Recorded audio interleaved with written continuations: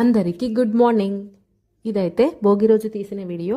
మేము భోగి రోజు భోగి స్నానాలు అయిన తర్వాత ముగ్గులు పెట్టిన తర్వాత మేము అప్పాలు చేయడం స్టార్ట్ చేసినాం.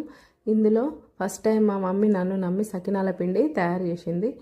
కానీ నాకు మాత్రం సకినాలు ఇలాగే చేయడం వచ్చు. నేను మొన్ననే మా ఫ్రెండ్స్ సహాయంతో నేర్చుకోవడం జరిగింది. కానీ నేను చేసిన సకినాలు డైరెక్ట్ చేతితో తీసి కంచుట్లో వేసేలాగానే, అంటే నేను ఎంత బాగా చేసినో మీరు అర్థం చేసుకోవాలి. ఇక్కడ గారప్పలు చేస్తున్నాం మేము. మా మమ్మీ వచ్చేసి కట్టెల పొయ్యి మీద కాలుస్తుంది. మళ్ళీ చేసిన అప్పాలను ఇట్లా అంచెలో తీసి డబ్బాలో స్టోర్ చేసుకుంటాం. ఇక్కడ ఈ ముగ్గును చూసిరా, నిజంగా ఆ ఆవు వచ్చి మా వాకిట్లో కూర్చున్నట్టు అనిపించింది. అది వేయడానికి నాకు 1 గంటన్నర టైం పట్టింది. నెక్స్ట్ వచ్చేసి ఇక్కడ మేము కారపూసలు చేసుకుంటున్నాం.